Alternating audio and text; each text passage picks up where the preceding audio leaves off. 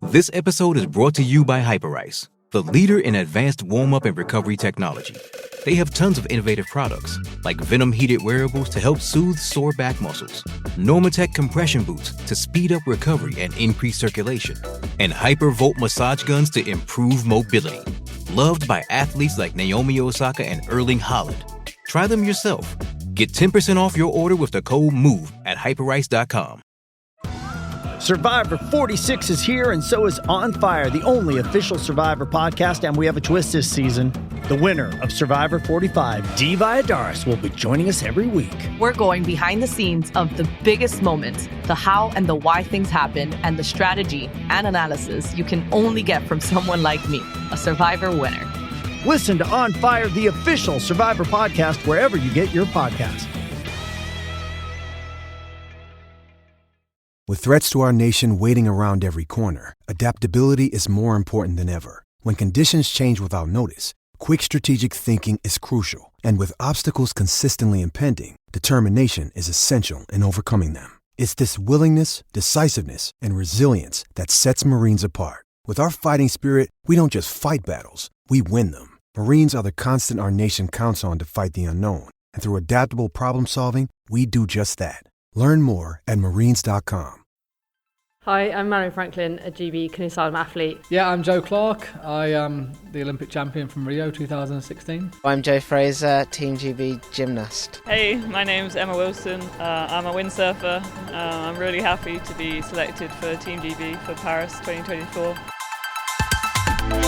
This is Anything But Footy, the Olympic and Paralympic podcast covering the games all the time rather than once every 4 years. I'm John. And I'm Michael, and after our trip south for British sailing last time out, I've headed north for the World Indoor Athletics Championships. I'm in Glasgow. A Scottish Super Saturday, an award-winning Brits night, and the Caudery and Kerr show.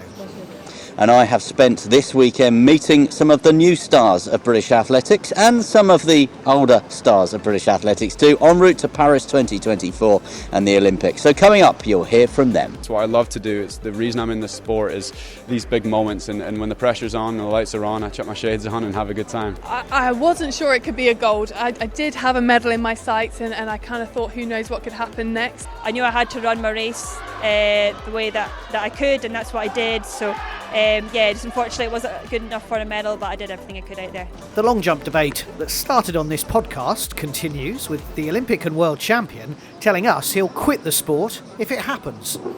And I've been speaking to the fastest man in the world indoors. Plus we'll have our news from the games. There's more sailing, more judo, more cycling, and we talk about the legacy of the London 2012 Olympic Games. We'll also finish the pod with the reason why the World Indoor Athletics Championships are so big and so important, because athletics is the toughest sport in the world. Worth sticking around for that interview. And stay with us as well and see what we're all about anytime, Anything But Footy on social media or through the website anythingbutfooty.com.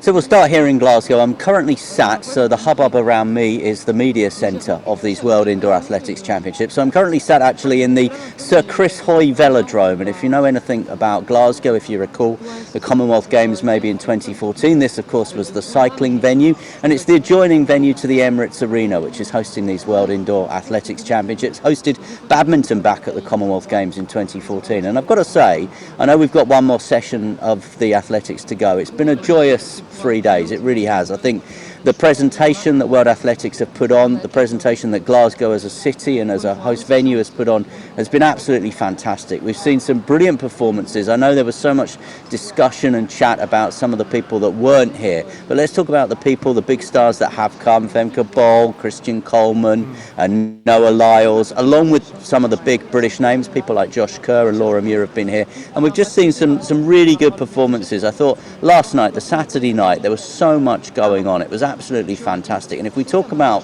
sport as a brand or as a product, well, I think they've got it right at these indoor championships, because last night we saw 2 British gold medals, we saw a world record being broken. There was just so much going on inside the arena, you just could not take your eyes off it. So, I don't think there's many negatives to take from this championships. In fact, I would say positives all round for everyone involved. And it sounds like a great atmosphere. I think there's about 5,000 in the crowd-wise in the stadium, but it seems a lot louder than that. And to be fair, Michael, where you're sitting at the moment, it sounds like you're in the French Riviera with your French colleagues sitting next to you. Yeah, well, we've got colleagues, of course, from all over the world, because you've got 130 nations and teams here. There were 26 world titles up for grabs, 650 athletes as well. And as I said, the presentation's been fantastic. And as you've picked up just watching it on the television and listening to it on the radio, the setup with the crowd, it's just really creates a great cauldron. And the one thing that all the athletes have said, win, lose or draw if, and as they've come through the interview zone to speak to the likes of me, is just how good it's sounded, how good it's felt, how good it's looked, and how much the Scottish public and the other, athletics fans, and there are athletics fans from all over the world here, have just really enjoyed it. Well, let's hear from some of those athletes we've been talking about, and we've got to start with Josh Kerr. I mean, how impressive was he in the 3,000 metres, which is a longer distance than he's normally at, the 1,500 metre outdoor world champion, of course. He put his shades on and he absolutely blew away the opposition, including one of the big world champions, didn't he? Yeah, it was a brilliant run from Josh Kerr. I actually thought he looked pretty much in control the whole way around. I mean, we first obviously sort of really came to know about Josh when he won that medal in Tokyo at the Olympics, but last year was a massive breakthrough year from him, following up obviously from Jake Whiteman winning the outdoor 1,500 metres gold. And he made his mind up pretty late on to compete in these championships, because although obviously he is a Scot and he wanted to compete in these home championships, he is based out in America most of the time, and that seems to work for him because he's done it again. And it was a pleasure to chat to a man with another world global title, gold medal around his neck. It's turning up at these championships and performing, and that's what I do. It's what I love to do. It's the reason I'm in this sport, is these big moments, and when the pressure's on and the lights are on, I chuck my shades on and have a good time. So I'm putting performances together I'm proud of, and just putting the training together and not forcing anything at this point in the season. You seem very calm and controlled right now. Tell us about the emotion of the occasion, though, what it means to be an indoor and outdoor world champion. Yeah, it's it's the same as the saying. You go your whole life waiting for a world championship win, and two come around pretty quick. So I'm just making myself available for these major championships, and not forcing the training and not forcing against the body. The body is capable of what it's capable of, and I knew if I put a performance on tonight, it was going to really test those other guys, and I enjoyed it. I enjoyed every step out there. And when you guys talk about the process, where does the World Indoors fit into the process of the bigger things happening later on in the year in Paris? Well, this is a huge moment in the calendar. It's a World Championship. Anyone in the world can be here if they want to be, and I wanted to be from day one. I just knew that there's more harder things along the line, and I needed to make sure that I was putting myself in a position that I wasn't forcing against the body in the training. And if you have a very rigid lifestyle and you stay focused on the goal, the end goal, which is always to compete at the highest level, then you're going to come away with performances like that. That's who I am. It's always what I've wanted to do from a Euro Junior standpoint all the way up until today. So yeah, loving these moments. What was it like on the podium, hearing the anthem, getting the medal? Oh, it's so special. It's this crowd deserves to hear that anthem multiple times in these championships, and I'm glad I was able to do that for them. And Scottish and British distance running, middle distance running, and athletics overall is in a really good spot from an athlete point of view. We're here to put performances on. This team, obviously, there's some controversy with the size of the team and all these things, but this team packs a punch, and everyone's here to do a job. There's no fat here. Everyone's here to do a job, and it's a really nice atmosphere from an athlete point of view, and from a whole team point of view, that we're focused on performance, we're focused on medals. It's track and field. We've seen a track medal and we've seen a field gold medal tonight for Molly as well. She said she fed off you. How pleased are you for her? Look, she's put performance after performance together this year, and coming in with a world lead and everything, the pressure that comes with that is very difficult to deal with.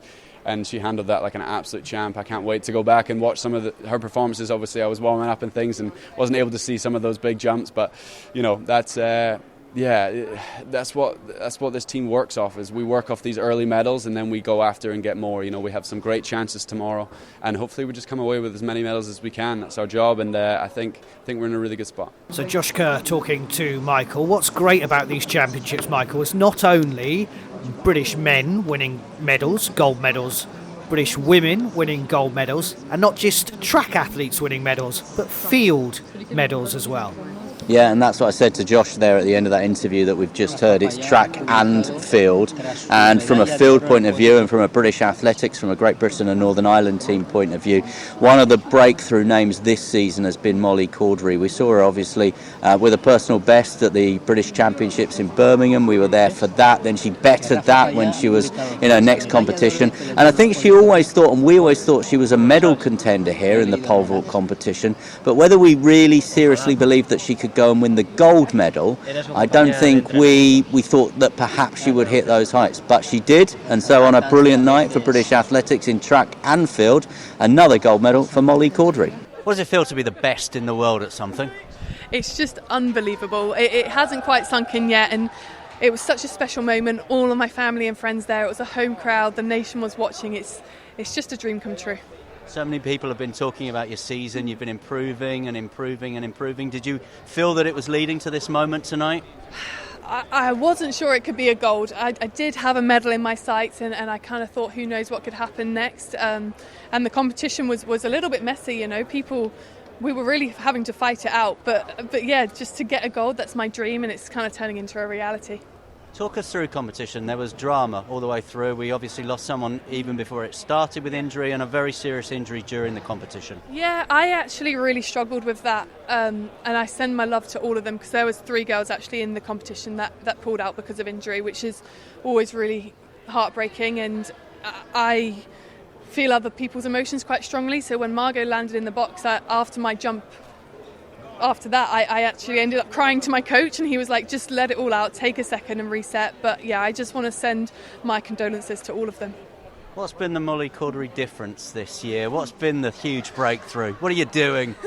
That is the question of everyone's asking me that. I've just been healthy. I've suffered through so many injuries, and I've just been able to consistently build through winter, day after day, just ticking it over and building confidence. I've improved physically and mentally, and I think the combination of all of that has led me to be where I am. And we saw people like Katarina Johnson-Thompson and Laura Muir win medals indoors and then take that form to the outdoor season. That must be in your thoughts now. Absolutely. I just want to kind of keep doing what I'm doing. I'm not overtraining, I'm just taking it day by day, doing a little bit, just putting kind of brick by brick, just letting myself tick over and stay healthy. I think that's the most important thing for me. And we saw Holly win an Olympic medal 3 years ago in Tokyo. How much is Paris in your sights now and getting on that podium? It's absolutely coming into my sights, and I've had to adapt to that, because previously to this year, my sights were always LA 28. This has all just been kind of experience for me.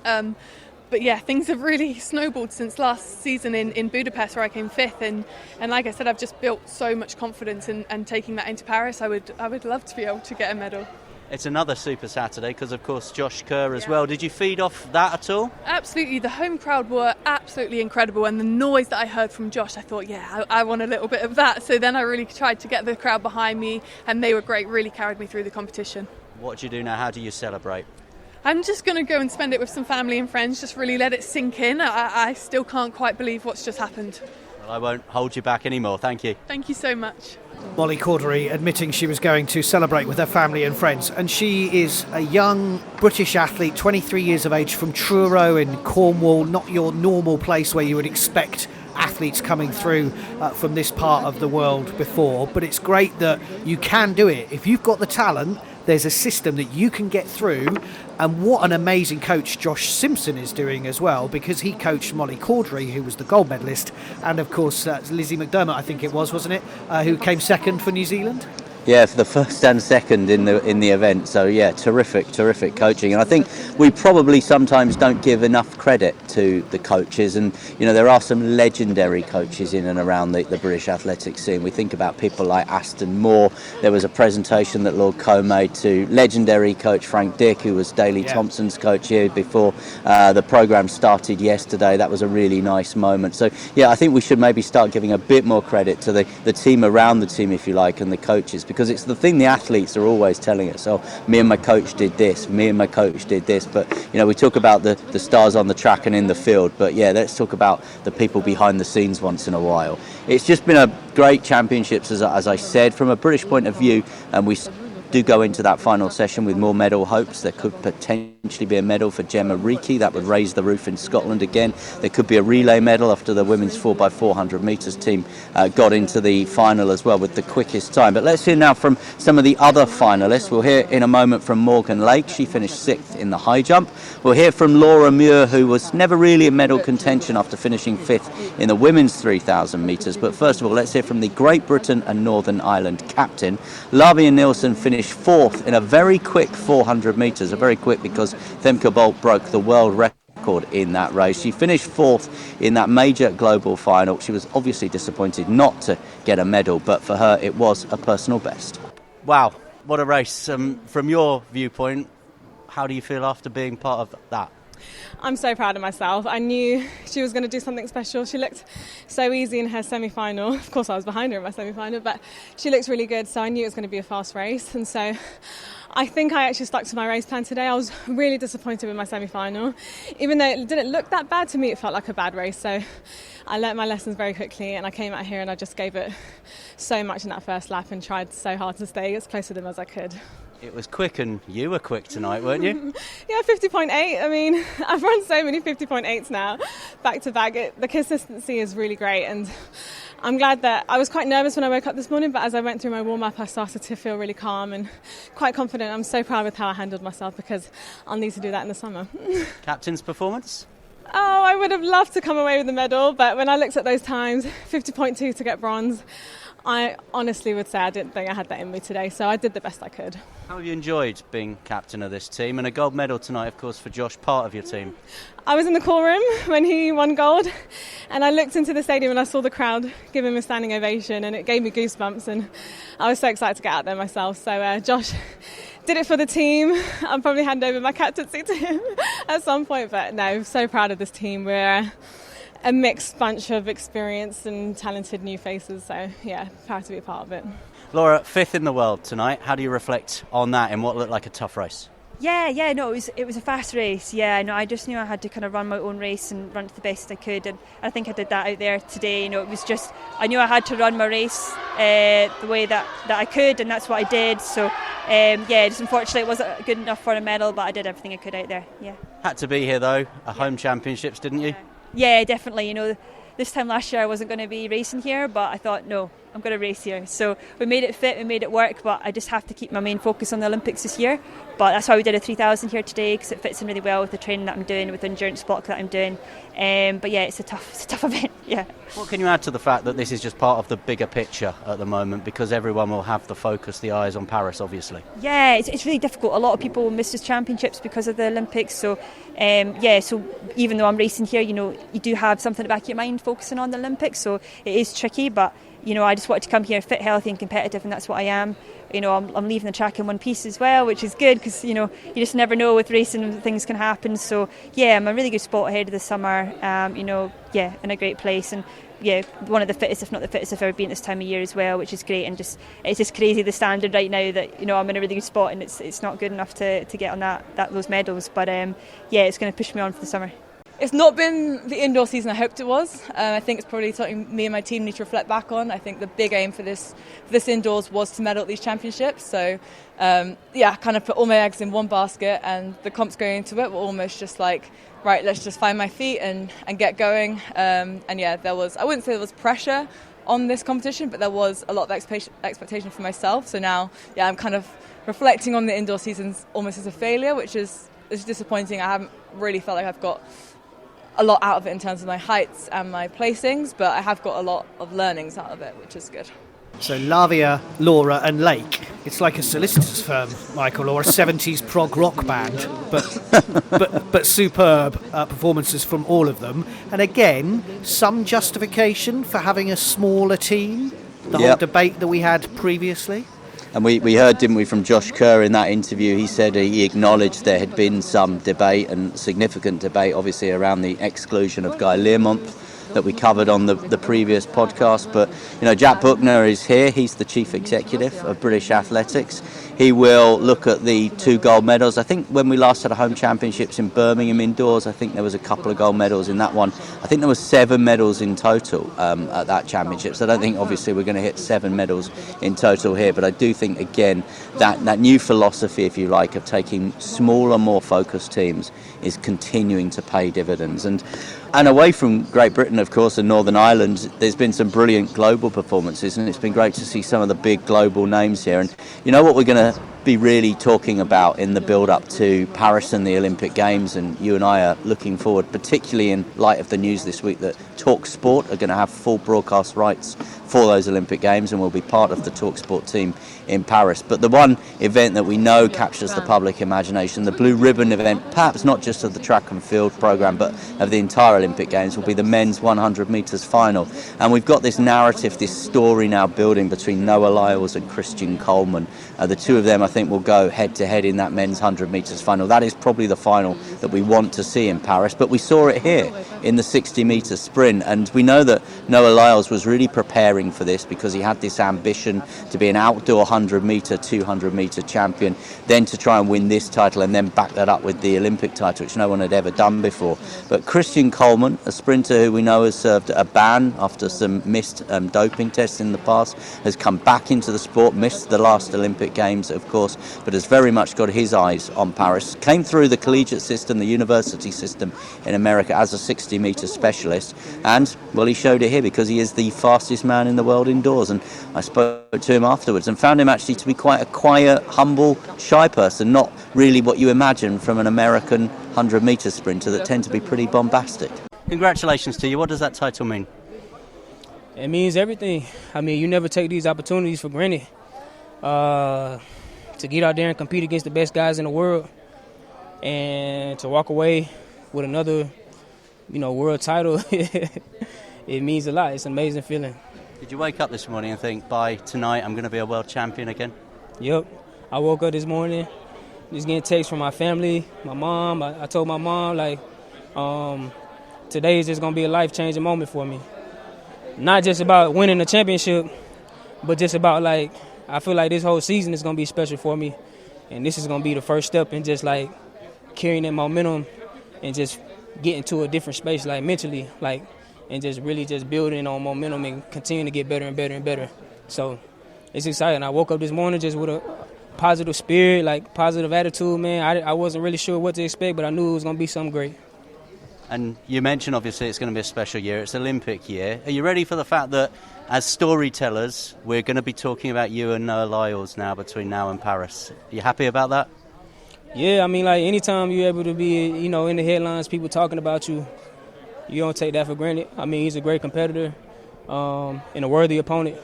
And, I think that's what makes it exciting because our talents are vastly different, but we're both very, talented in our own right. And I think the fans kind of see that the fact that, we're both very talented and just professional at, what we do for a living. And they never know what to expect when we get out there because, we're both great competitors. So I look forward to it just like everybody else does. And a quick word about being here in the UK and in Glasgow. What do you think about this venue, this crowd and this event? Man, the venue's been amazing. The track was fast.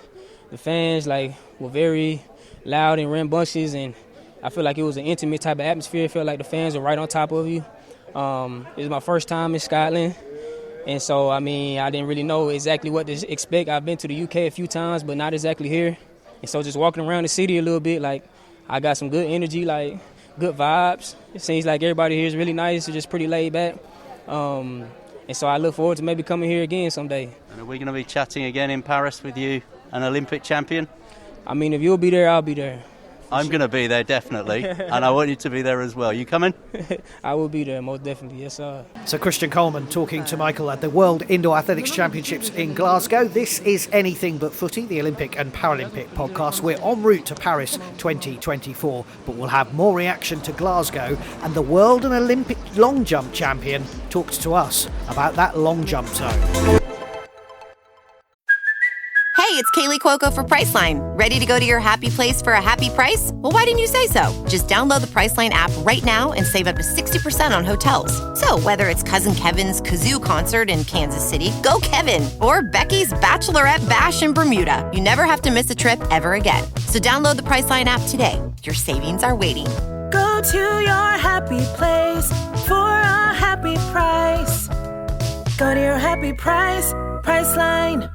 This is Anything But Footy. We are counting down to the Olympic Games. We are en route to Paris. And Michael is live in Glasgow at the moment as we, of course, talk about the World Indoor Athletics Championships. Some amazing performances. You mentioned Femke Bol with a world record. I thought Carsten Warholm and Alexander Doom in the men's 400 metres, the Belgian versus the Norwegian, was a great match as well on Saturday night. And, of course, we saw St Lucia win their first ever medal, I think, in the World Indoor Athletics, with Julien winning the women's 60 metres. So it's some impressive stuff and performances from around the world, which, as we'll hear at the end of the podcast, makes athletics the hardest sport in the world, in our opinion.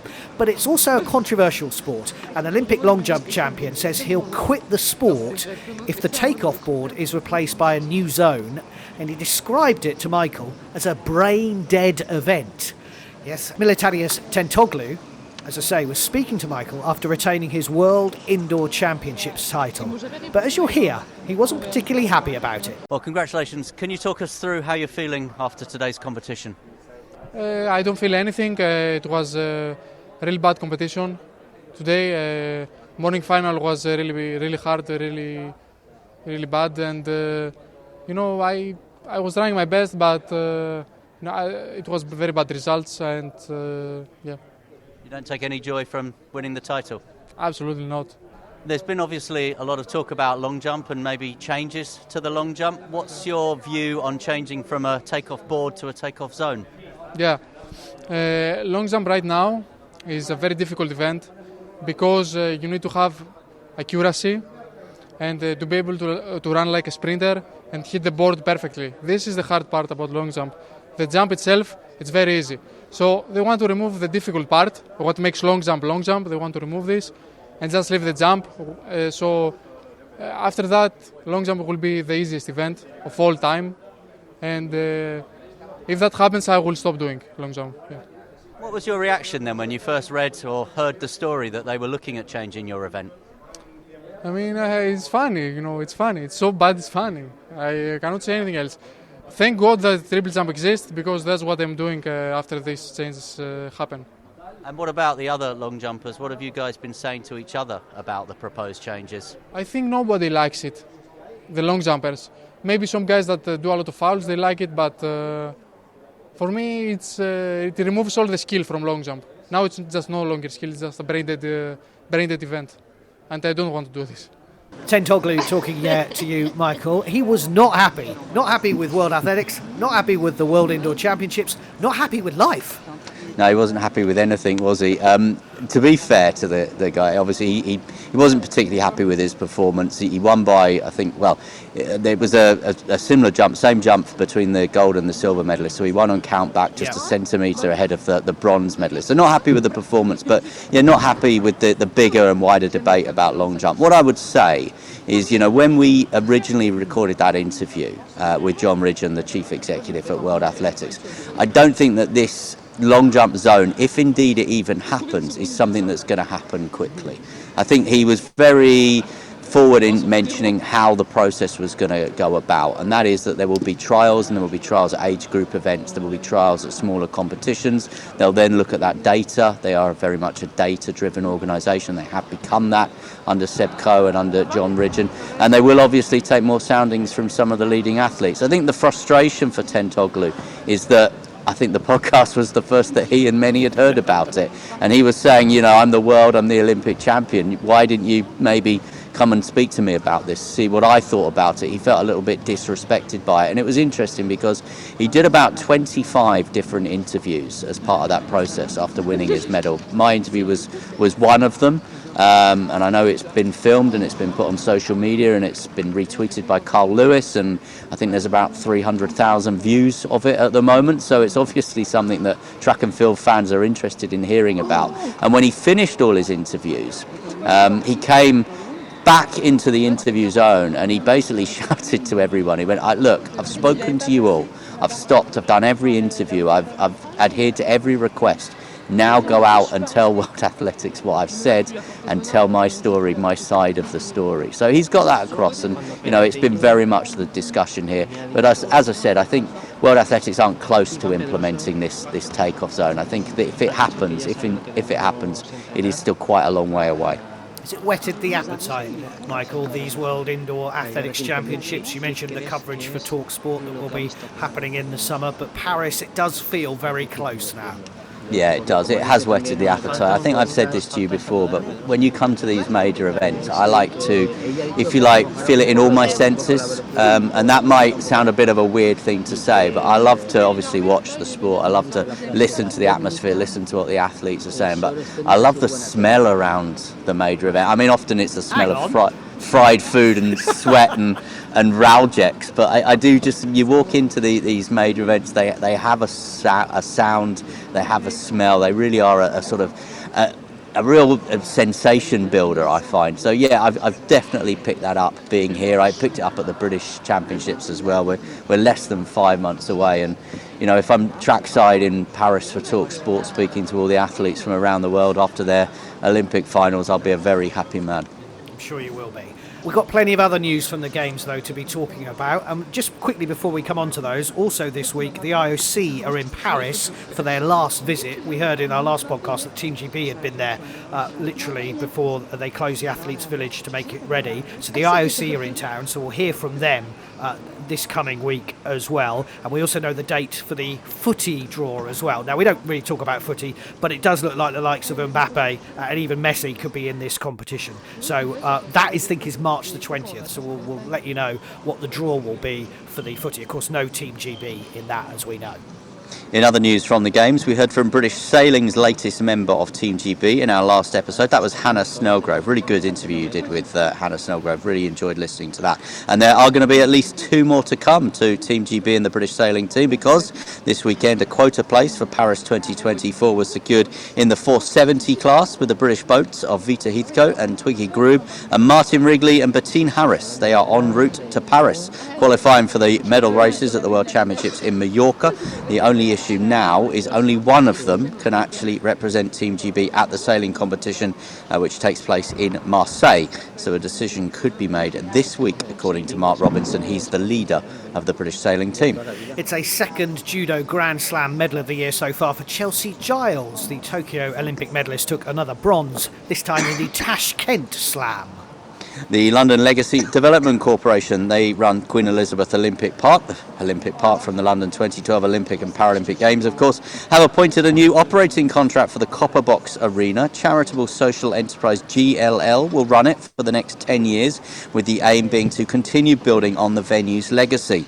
There'll be a further focus on esports, with a series of events planned for 2024 being revealed soon. We did a special podcast for the Queen Elizabeth Olympic Park all about esports. It proved very popular. You can go and find that by searching where you normally listen to your podcast from. And talking of podcasts that we've made, we also have made podcasts with London Pulse, who of course continue to rock the box too. More than 3,500 people attended their latest Netball Super League match against Loughborough Lighting. That is a record, and that crowd, well, they really were rewarded, weren't they, with an exhilarating narrow win for London Pulse as well. A strong season continues for the British para table tennis team ahead of the Paralympics in 6 months' time. World number 1 Will Bailey made a winning start to 24 by taking gold in the men's Class 7 singles at the Astana Para Open in Kazakhstan. Earlier in the week, he was crowned the ITTF, that's the Federation, Male Para Player of the Year for 2023. So a very good week for Will Bailey, friend of the pod. And Megan Shackleton continues her success as well. She won a 3rd consecutive title this season by taking gold in the women's Class 4 in Kazakhstan. And after more than 10 years as a para-tandem pilot in 2022 and joining the British cycling coaching team, Helen Scott has now been confirmed as the men's sprint podium potential coach for the Great Britain cycling team, replacing Justin Grace in that role. Yeah, well done to her, and more success for British diving as well at the latest World Aquatics World Cup in Montreal. Tom Daley, Anthony Harding, Andrea Spendolini-Sirieix and Yasmin Harper won the mixed team silver, and silvers too for Anthony Harding and Jack Law in the 3-metre synchro, and Lois Tolson and Andrea Spendolini-Sirieix also doing the business once again in the 10-metre synchro. Don't forget, you can always follow everything that's happening in the world of Olympic and Paralympic sport by following Anything But Footy across all the social media platforms. You can also read all our latest blogs and see our 2024 sporting calendar on our website, anythingbutfooty.com. Do stay with us as we count down to Paris 2024 and the Olympic and Paralympic Games. But in a break with tradition, we're going to leave the final word in this podcast to somebody else. And we're going to return to these World Indoor Athletics Championships because, as I said right at the start, I think it's been a terrific championships, and I think this interview that you're about to hear is what it's been all about. My name is Thea Lanford from Team Dominica, and I am your World Indoor 2024 triple jump champion. So tell us, how big is your team? How big is the country that you came from, and how much of an achievement is this? My team includes officially 2 people. I am the only athlete, and my husband is the team coach and team official. So I am an athletic team of 1, but a full team of 2. My country is around 70 to 73,000 people right now, but we might be, small, country, but mighty people. So no big deal. And tell us about your joyous reaction to winning. I'm going to say that I probably jumped too high. I was not expecting to get that much airtime, but it was a combination of just feeling of making everyone proud. Like, this was not just for me; it was for my people. It was for my husband and coach, who's been working his butt off to see me be successful. He really is truly always wanted the best for me. This is for my training partners that have continuously supported me and cheered me on. This is for my family who went through a major loss this year, and I think it really put things into perspective this year. And so this is my love letter to my Dominicans, to my support, to my village, and I'm so grateful. I really am. And this is what the sport is all about. Track and field is truly global, and you've shown that today. Thank you so much. It has been a pleasure and a privilege.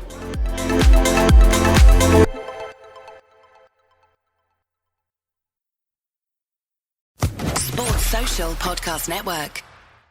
Hey guys, it is Ryan. I'm not sure if you know this about me, but I'm a bit of a fun fanatic when I can. I like to work, but I like fun too. It's a thing. And now the truth is out there. I can tell you about my favorite place to have fun. Chumba Casino. They have hundreds of social casino style games to choose from with new games released each week. You can play for free anytime, anywhere. And each day brings a new chance to collect daily bonuses. So join me in the fun. Sign up now at ChumbaCasino.com. No purchase necessary. VGW Group. Void where prohibited by law. See terms and conditions. 18+.